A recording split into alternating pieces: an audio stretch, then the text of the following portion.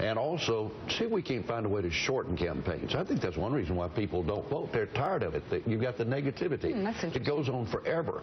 Now, let's look at the Brits.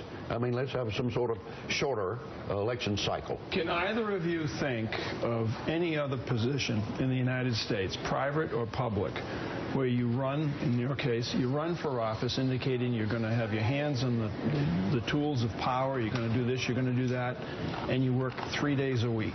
No, you can't. Is there anything? 535 people work 3 days a week. There's no way you can do it. The country's too complicated. We're dealing with issues internationally and domestically that really require full time, at least 5 days, if not some days 7 days a week. You've got to spend more time there if you want quality governance. We aren't doing that today. Why don't we argue for going back to regular order? That means doing your work at the subcommittee level, having hearings, having amendments, go to the full committee. A lot of legislative work should be done before it gets to the floor of the Senate. That just never happens, Sal. Well, it doesn't anymore. Hardly ever happens anymore. You've got a couple of leaders on both sides huddling together at the end of the day. That's it.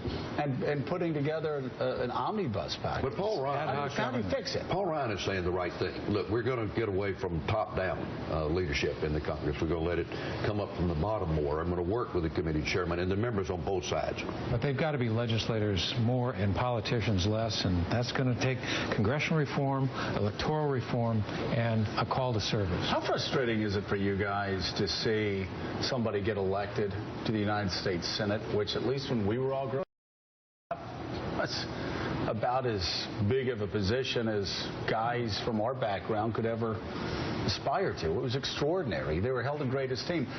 But we see it more and more. The second people get elected to the Senate, they go, okay, I'm going to use this as a launching pad to run for president. And you have all these first-term senators running for president. That's right. Where do you have the revered characters, people like Pat Monahan, or statesmen like John Stennis that I succeeded? When these men spoke, we all came to the floor and listened. Does that happen now? Not very much. I had a first-grade teacher who taught me that public service was one of the highest callings in our country. And, you know, we elevated that. The stature of government and public service really had a different perception then than it has today. And we've got to come back to that. And that's part of what we've got to do in education. Teach history more effectively and bring people to a better understanding of what public service is all about. The book is Crisis Point, Why We Must and How We Can Overcome Our Broken Politics in Washington and Across America. Trent Lott, Tom Daschle, thank you both.